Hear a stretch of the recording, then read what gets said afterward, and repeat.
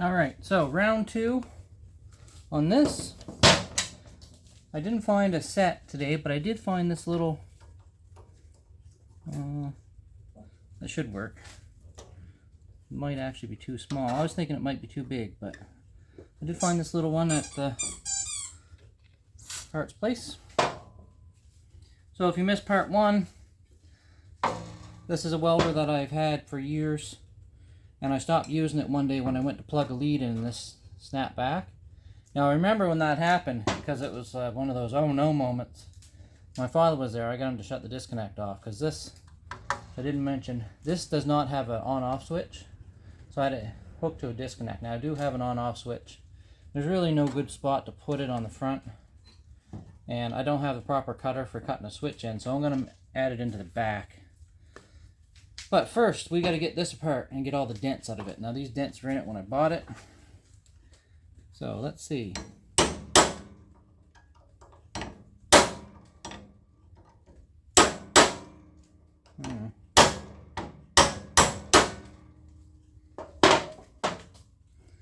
I think we might be drilling, unfortunately.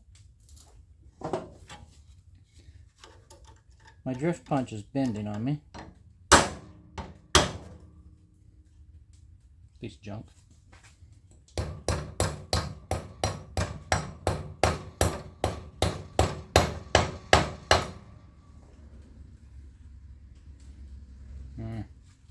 I guess when you buy something that just says wear safety glasses and has a part number but not a manufacturer, it kind of gives you an idea. Might be a piece of junk. Alright, so that's not doing anything. And I guess I can't really fault the punch. Well, I would have thought it would have broke before bending. But I did put quite a bit of force on it. So let's gear up a drill and we'll drill that out.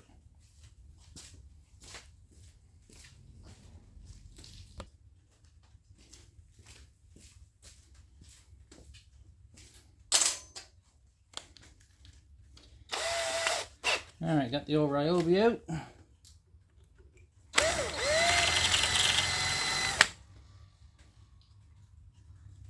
Kind of afraid of that. That thing is quite hard, as roll pins usually are.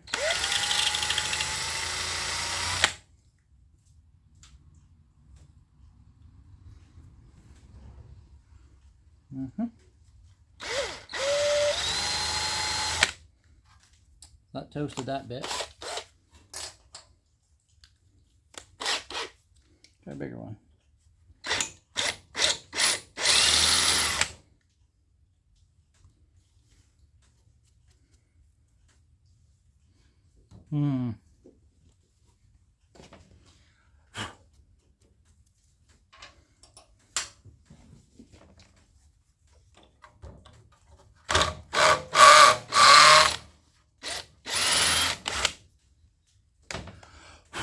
Well, I'm not going to say that little bit was a good bit, but it was an expensive bit.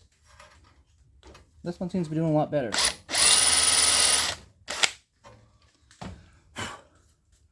Trying to be careful not to drill into this center pin. It's a brass pin.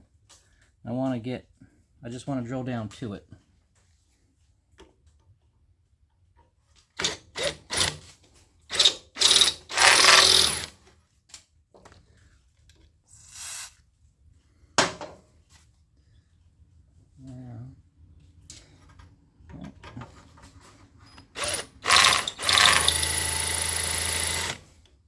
Alright, now it seems like this bit is toast as well.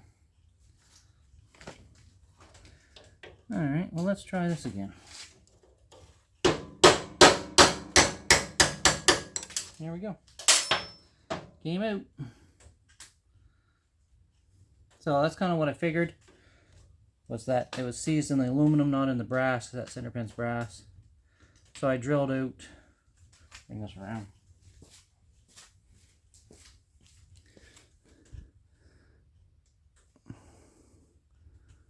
It's not focusing. There we go.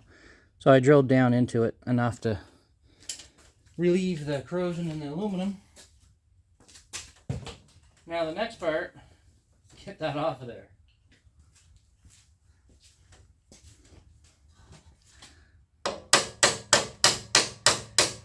Alright, so it moved a little bit.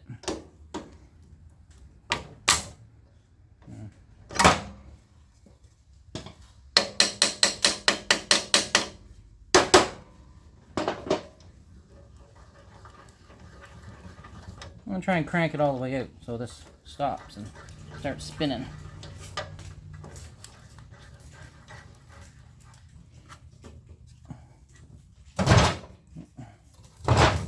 Like that.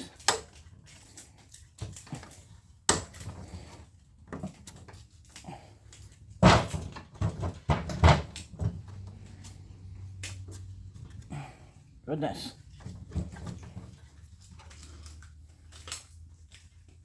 I pictured that going a little easier than that. There we go. We're off. So yeah, there's a bit of corrosion in there. This is bent. Well, I might have to drill a new hole, make that a little shorter, but we'll see. Right, now that's off. This should come off.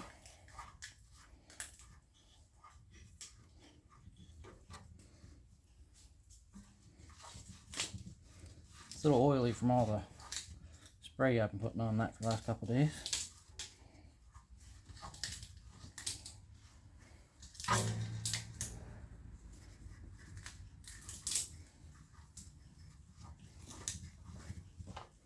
Jeez.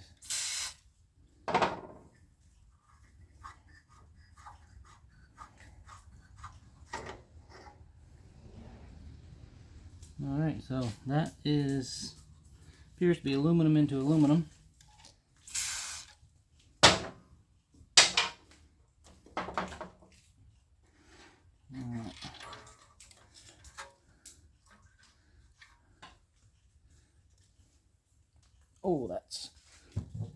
Oh, okay, good.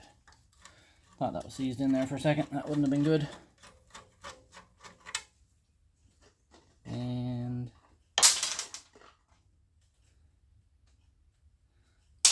it must be a tin plated. It's a steel bolt, but it looks like it's aluminum.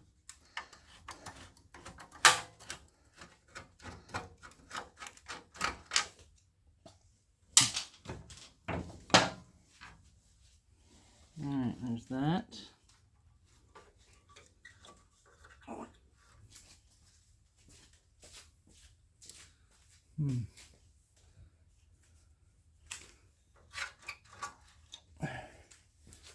Just had to unhook the spring that puts preload on that gauge.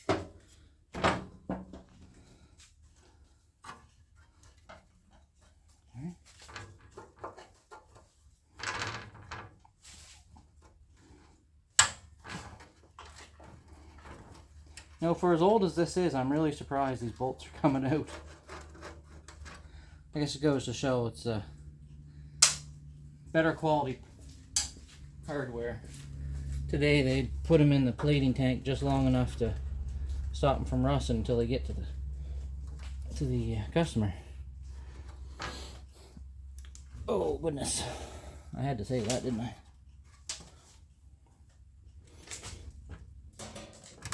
Okay, that one's not coming out. I'll pause you for a minute and get some more hardware.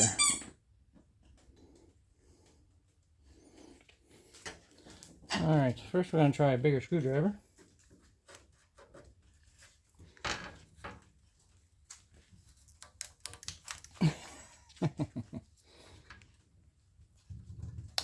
Alright. Oh yeah, I see my father's been at that. Anyway, the handle's slipping on it. I gotta try something else. Alright, another bigger screwdriver. There we go. So, have you ever heard the phrase, get a bigger hammer? That's not a joke, that's an actual real thing. So, same thing kind of applies for screwdrivers. You do more damage with one that's too small, going at it for a long time, than you will with one big one going at it just once. Let's take a look in here and see what we got.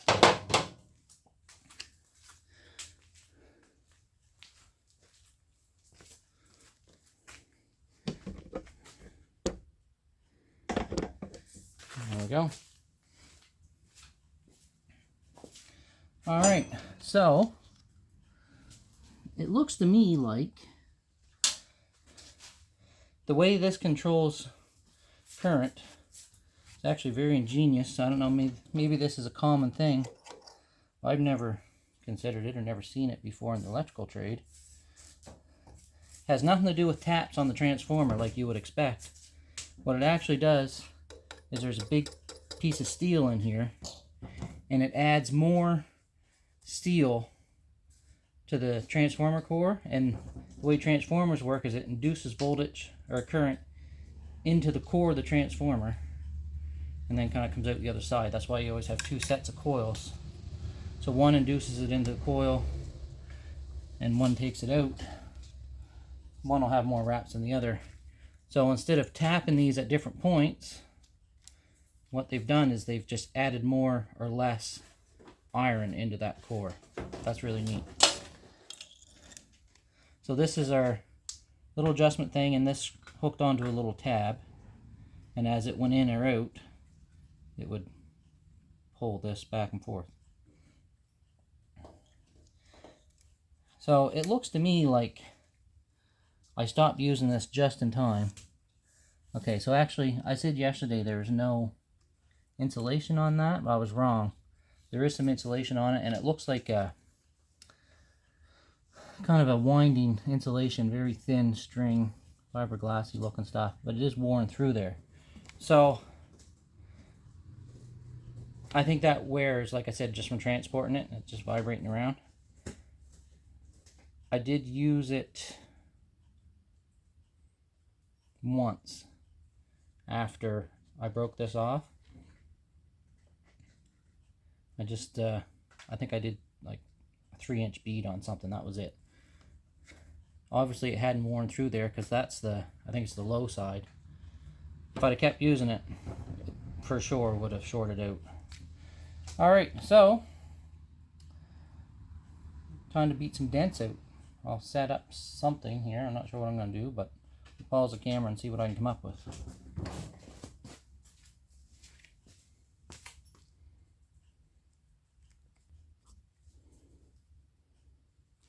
Alright, so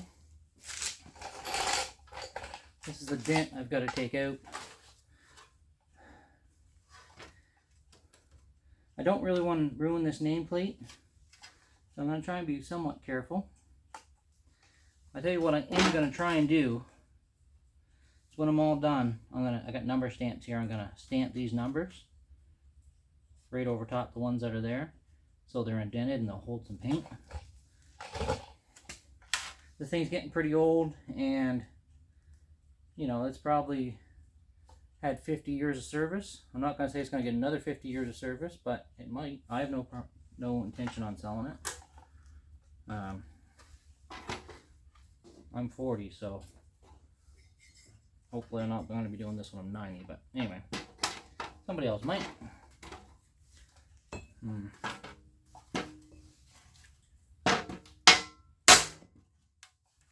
Again, not a restoration video, just trying to get this back into service.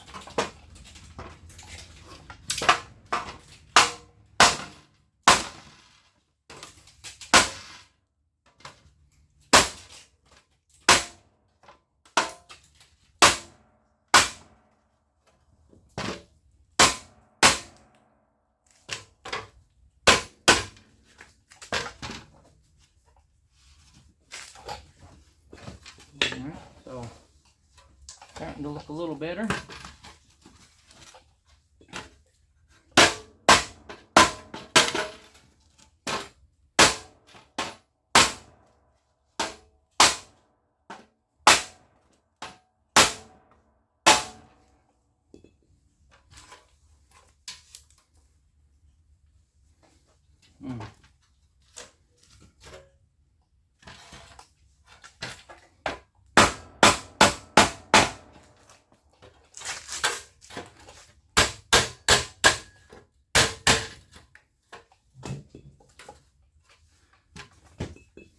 Alright, so the issue I'm having is getting a rounded corner here, and I want a square one.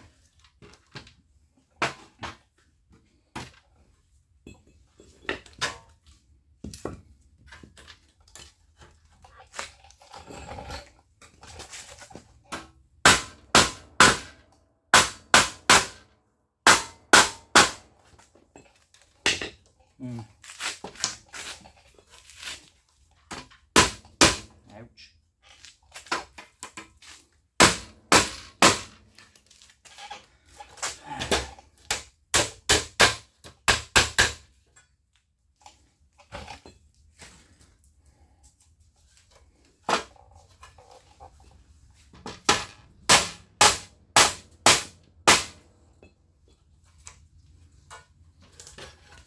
All right, we're getting close.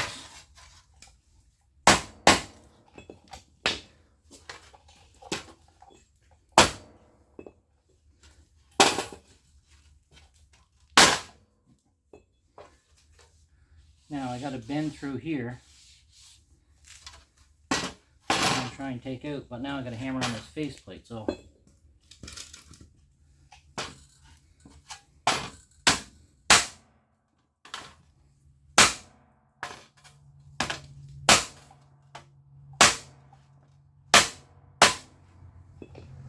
And I know I could take that faceplate off, but again, not a restoration. That's pretty damn good right there. I'm going to call that good. Got a little dent here. So one thing about this that's a little bit puzzling is this tar substance. And it seems to be along these edges. Now, it never came out of the transformer or anything like that. It's not a epoxy filled or anything. I think what that was is Airco put that in there to stop vibration. And I mean, it sounded like a transformer before, you know, hummed a little bit. But if it vibrates real bad, like a lot of the cheaper ones, I might pull this back apart, run some silicone along the edges, and put it back together. Should quiet it up. So let's see if we can get this back on and work on attaching that lead plate.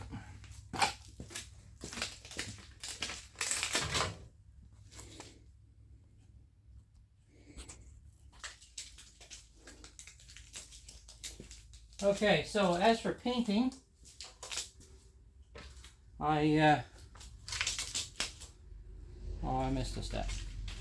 As for painting, I'm going to paint it after it's all assembled. But first I got to knock some punch some holes in this. Not holes. Punch some numbers. Only one problem. Not 100% sure where the punches are. Alright, surprisingly I found that stuff. Now if you hear some chewing, sounds like termites. It's actually this little termite. Jasmine! Jasmine! Stop eating all my firewood.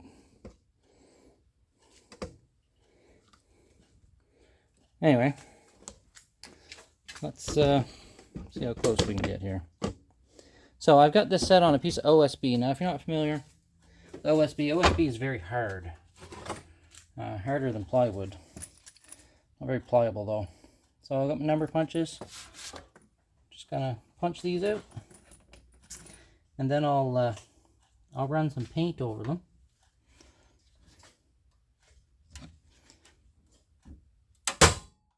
There's 2.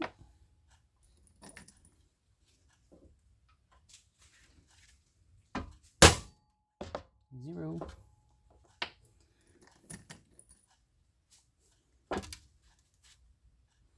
Just have to make sure I don't do any of these upside down, because that'd be foolish. 4. 0.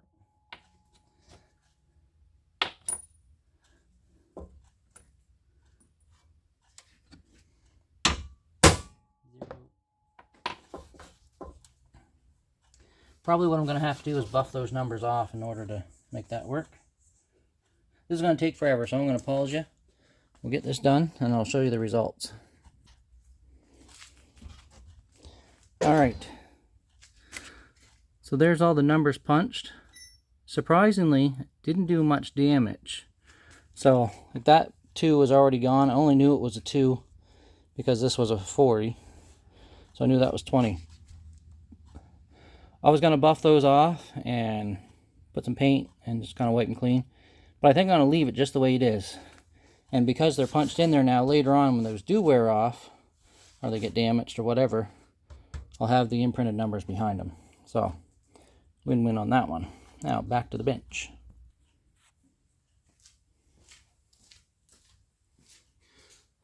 Let's see.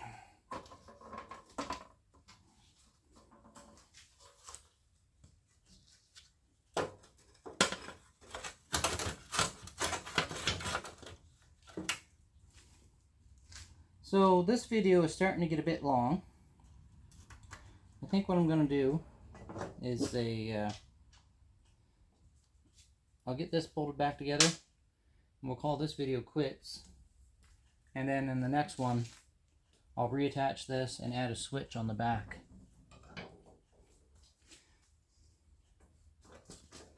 So I'll try and get that up today. We'll see what happens.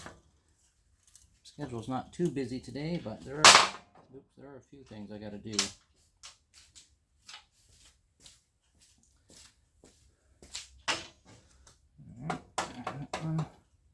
Now I've noticed some of these have star washers and some don't. So like I say, I think somebody had this part.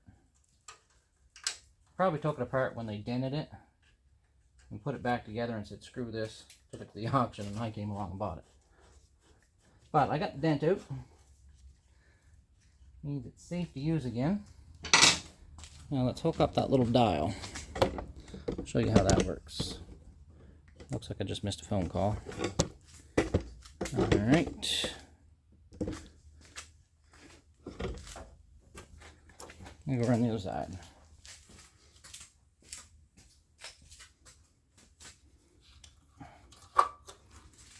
Okay, where'd you go?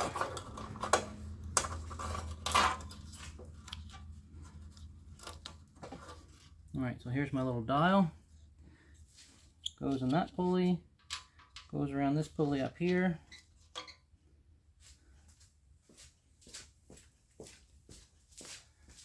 And then over on this side there's a tab. Let me grab something to get that with. Well, went hunting for needle nose. Found the drift punches I was looking for half the day yesterday.